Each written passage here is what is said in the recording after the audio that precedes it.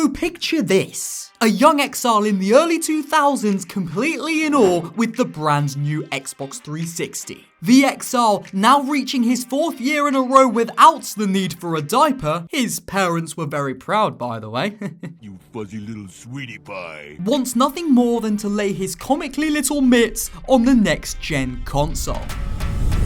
There's only one problem. The exile is 5 years old, has no money, no means to venture out on his own. Okay, so there's only 5 problems. A freaking toddler, no cash, no car, no comprehensible speech pattern, too small to reach the handle of the front door, and no dignity. Well, the dignity part is still missing. Maybe I'll need that diaper after all.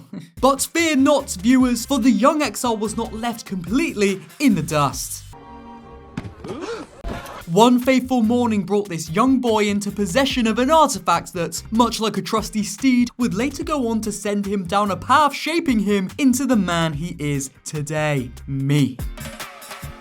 Exile Senior, or Uncle, as some of you have taken to branding him, visited the town merchant to bargain for one powerful object. This item Uncle purchased for his son was the one and only, the PSP. Now, if that intro didn't grab your attention and draw you into the video, then I quite frankly don't know what will. Today we will be diving into a game that's sadly Baby Exile nor anyone else ever got to play. This game was cancelled mid-development, never to see the light of day. Well, until around 2017 when what remained of a rough developer build would leak onto the internet for all to delve into. This game would have been the perfect handheld tie-in to the biggest fantasy game of all time, at the time. The title of this game would have been The Elder Scrolls Travels: Oblivion.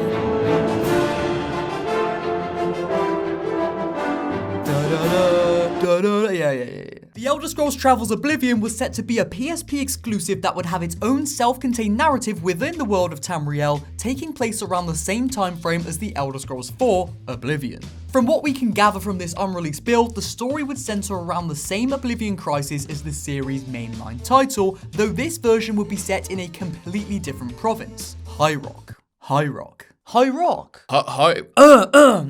For those of you that are unaware, the Oblivion Crisis was a time of, well, a crisis, where the Daedric Lord Mehrunes Dagon invaded the land of Tamriel via thousands of portals linking his realm of Oblivion to that of Nirn, the planet in which the Elder Scrolls takes place. Now, the Elder Scrolls you know what? These two games having nearly identical titles might make for some confusion as this video goes on. Okay, so from now on, when I refer to the mainline released Oblivion, I'll just call it Xbox Oblivion. And when referring to the cancelled Oblivion game, I'll simply call it PSP Oblivion. Does that make sense? Yeah, well, it's gonna have to. Xbox Oblivion's main setting was the province of Cyrodiil, the heartland of the Empire. So if one were to play Xbox Oblivion, then one might assume that the Oblivion Crisis was tied solely to Cyrodiil, if they weren't read up on all of the lore, of course. Why do Khajiit lick their butts? PSP Oblivion proves otherwise. Clearly, High Rock is in as much of a crisis as Cyrodiil, and so needs its own savior, its own champion. Oh, great and mighty grand champion?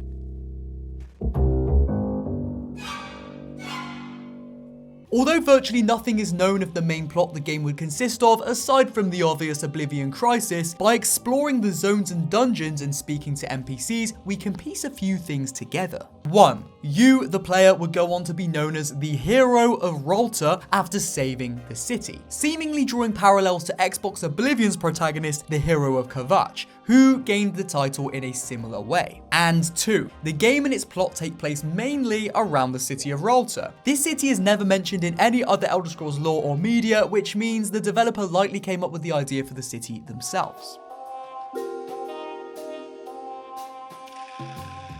Ralta's aesthetic is a festival of diverse identity. The city has clear foundations of Breton design with its brickwork, interior design, and statues. But that's just the surface. These foundations are obscured by the overwhelmingly fantastical array of Akaviri influence. How this city in the west of Tamriel is inspired by a distant land far off to the east of the continent is beyond me. But seeing the story was likely never finalized, meaning its context is also probably non-existent, who's to say whatever backstory I make up for Ralta isn't canon. Intense, colors go more saturated, black bars drop down, okay. The metropolis of Ralta once stood tall and proud on the continent of Avakir. Or Akavir, I can't remember. Snake men and women would travel from all over to visit the majestic gardens and bustling market districts. The city was the land's capital. The mayor of Ralta, actually wait, no, it didn't used to be called Ralta, it was called Malta. Well, the mayor of Malta made a treacherous deal with one of the Daedric lords.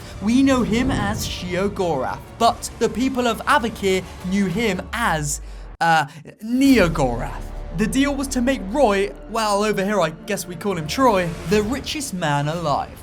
Well, Roy was one silly boy. Instead of making Roy rich, Neogorath instead used his Jabberwack to teleport Malta across the world, landing it neatly in the middle of a mountain pass. But guess what? The city was now empty. Why? Because of Roy. An indeterminable amount of time later, Bretons, stumbled across this city. Basking in its glory, they decided to name the city Ralta, which in the Breton tongue means mysterious ass city in the mountains. Hey, the developers didn't finish it, so I'll finish it. Yeah, that's what happened, mate. Now calm down. Let's put my godlike storytelling aside for a moment and focus on the gameplay itself. The gameplay is remarkably similar to its big brother. It has the same control scheme, the HUD and menus are identical to Xbox Oblivion. Of course, that could be because a unique design was never implemented before cancellation, leaving us with a placeholder. Regardless, it feels like a proper Elder Scrolls experience. It is very apparent that this PSP game was very early in development, or at least this leaked build is. The main beats of this game would have been closing Oblivion gates around High Rock, along with adventuring through the land and helping out NPCs that you may encounter. Now, although we'll never truly know how that would have panned out, we do get to experience a taste of what the game would have offered.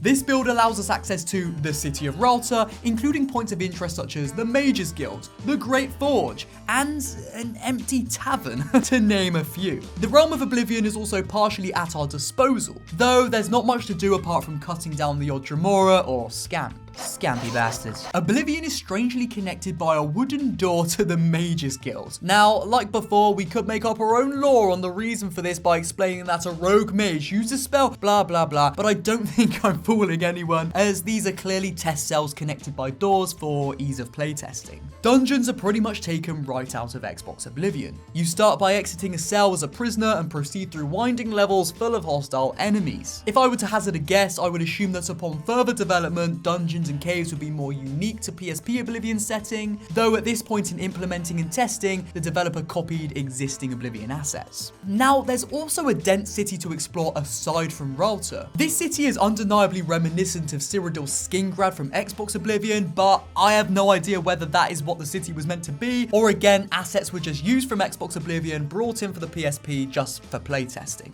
Strangely, the city is completely devoid of any NPC life, and what's even stranger is that zombies spawn in to attack you around every corner. Who knows what they were trying to test with this, but let me know in the comments. Speaking of game testing, during my Elder Scrolls travels, I visited a test cell that contained what I assumed to be every weapon and piece of armor in the game, or as much of the assets as they had created. Much like you can in other Elder Scrolls titles, I assumed I'd be able to take and equip these items for my character. Alas, I was disappointed to find out that interacting with these items was impossible. I later found myself in what felt like an Elder Scrolls Roblox hybrid landscape. Intrigued, I decided to explore this area, only for my jaunts to be cut short after I fell down and couldn't get back up. I'm guessing this area was created to test the player traversal and interactions in a dense, non-flat land. I do think it's pretty neat how the landscape is almost cel-shaded in a way.